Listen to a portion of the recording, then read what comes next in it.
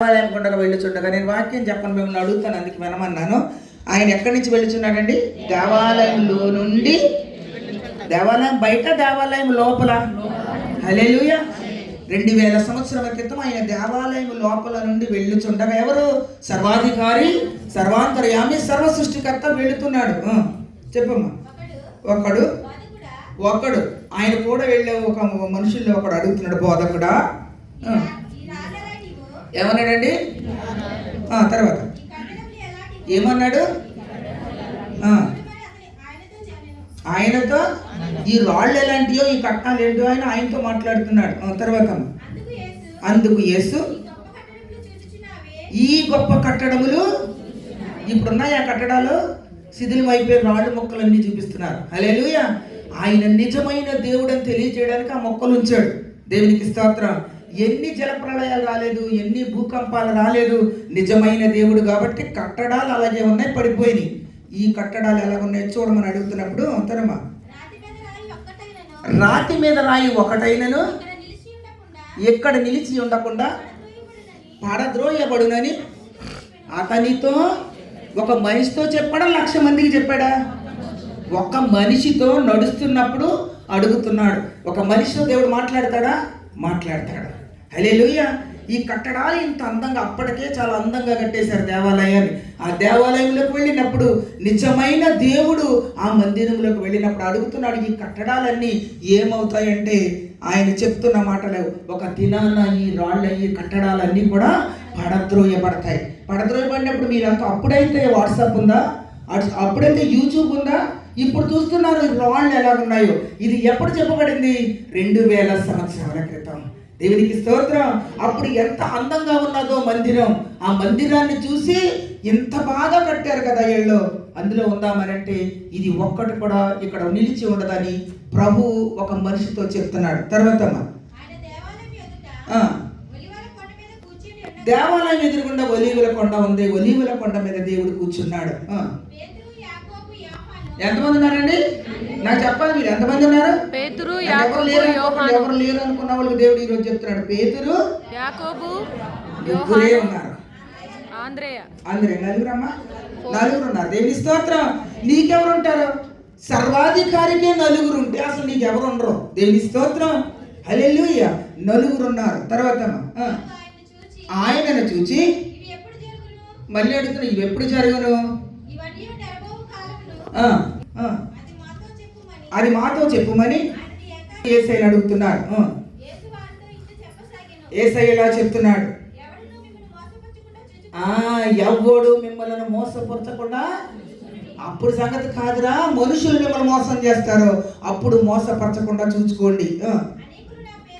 అనేకులు నా పేరట వచ్చి నేనే ఆయనని చెప్పి అనేకులను మోసపుచ్చెదరు. యుద్ధములను గూర్చి, యుద్ధ సమాచారములను గూర్చి వినునప్పుడు ఏమైనా భయపడుతున్నారా? పక్కన యుద్ధం వచ్చింది. హల్లెలూయా. ఈ యుద్ధాలు ఎప్పుడు చెప్పాడు? జరగక మునుపు, మందిరము పడక మునుపు, మందిరము అందంగా ఉన్నప్పుడు ఒక నలుగురితోనూ, ఆ బోధకుడితో 5గురితోనే చెప్పాడు. ఈ 5గురితో చెప్పిన సువార్త ప్రపంచం అంతా వెళ్ళిందా లేదా? ప్రపంచమంతా అందరూ ఎక్కడికి వెళ్తున్నారు? ఇశ్రాయేలు దేశమున చోటకు వెళుతున్నారు. దేవునికి మహిమ కలుగును గాక. ఈ దేవుడు నిజమైన దేవుడు కాదని ఎవడు చెప్పగలడు? ఆయనే నిజమైన దేవుడు. హల్లెలూయా. తర్వాత ఇవి జరగవలసి ఉన్నవి కానీ అంతము వెంటనే, మన సెప్టెంబర్ 25వ తారీఖున దేవుడు వచ్చేస్తాడని చెప్పారు. అర్థమవుతుందా? అందరు రెడీగా, అంతము వెంటనే యుద్ధములు, యుద్ధ సమాచారాలు మీరు వింటారు. మనం వింటున్నామా లేదా? మందిరము పడిపోయి రాళ్లతో ఉందా లేదా? కట్టడాలు పడిపోయినాయి.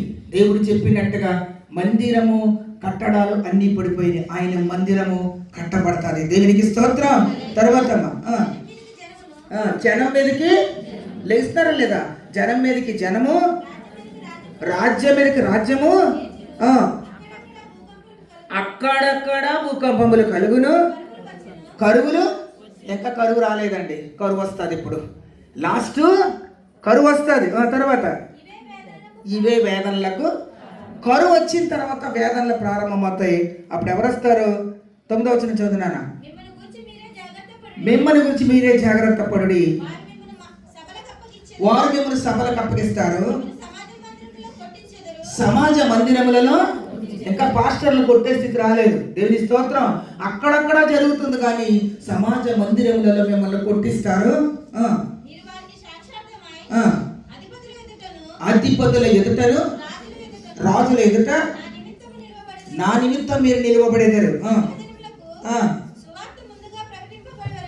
సువార్త ముందుగా ప్రకటింపబడాలి. వారు మిమ్మల్ని అప్పగించుటకు ఒకవేళ మిమ్మల్ని వాళ్ళు తీసుకెళ్ళిపోతున్నారు అనుకో, వీళ్ళకి ఏమన్నా దొంగ అబద్ధాలు చెప్పాలని మీరు ఏం భయపడక్కర్లేదు. దేవుని స్తోత్రం.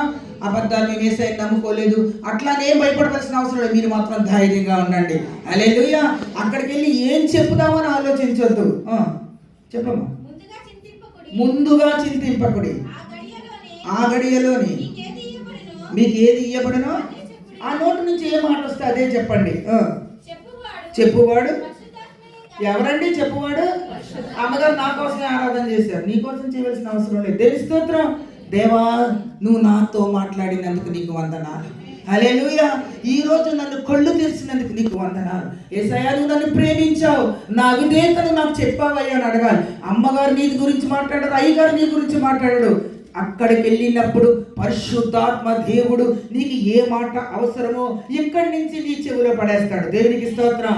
చెవిలో నుంచి హృదయంలోకి వెళ్తాది, హృదయంలో నుంచి దేవుడు ఆనందాన్ని ఇస్తాడు. హల్లెలూయా.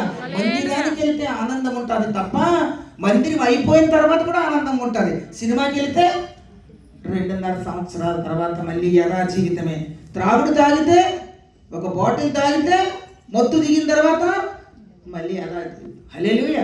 కానీ యేసయ్య మొత్తులోకి నువ్వు వెళితే జీవితాంతం సంతోషం ఉంటావు. చెప్పలు కూడా దేవుని స్తోత్రం. యేసయ్య మొత్తు నీకు కావాలి. త్రాగుడు మత్తు కాదు, గంజాయి మత్తు కాదు, లేక ఏదో మత్తు కాదు. నీకు కావలసినది యేసయ్య మొత్తు. దేవునికి స్తోత్రం. ఆ మత్తు కావాలంటే అదే పరిశుద్ధాత్మ. దేవుడు నీతో ఉంటాడు. దేవునికి స్తోత్రం.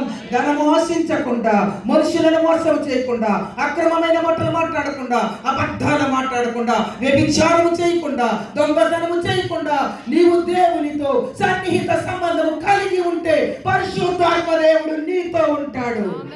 దేవునికి మహిమ కలుగునగాక. ఎవరు నీతో ఉండాలి? ఎవరు నీతో కావాలి? ప్రభువు నీతో ఉంటే చాలు. దిక్కులేని ప్రజలకు పక్షముగా ఉన్న దేవుడు నువ్వు చేసే ప్రార్థన వింటాడు. భర్త నిన్ను త్రోసివేయవచ్చు, బిడ్డలు నిన్ను త్రోసివేయవచ్చు, ఆయన నిన్ను త్రోసివేయని దేవుడు. ఆయన చేసే కార్యములు ఏ విధంగా ఉంటాయో తెలుసా? మనుషుల ఊహకు అందవు. దేవునికి స్తోత్రం. నాతో ప్రభు నిన్న ప్రార్థన చేస్తున్నప్పుడు చెప్తున్నాడు, నీ తలంపులు నా తలంపుల వంటివి కావు. నీ తలంపులు వేరు, నా తలంపులు వేరు. నీవు తలంచినట్టుగా నేను తలంచను. అయితే ప్రభువా, నీ తలంపే మాకు జరుగునుగాక. హల్లెలూయా. ఎవరు తలంపులు జరిగిస్తావు? నీ తలంపులు కాదు ప్రభువా, నీ కృప నాకు కావాలి. పరిశుద్ధాత్మ దేవుడు మనతో ఉండునుగాక. ఆరాధనలోకి వెళ్దాం.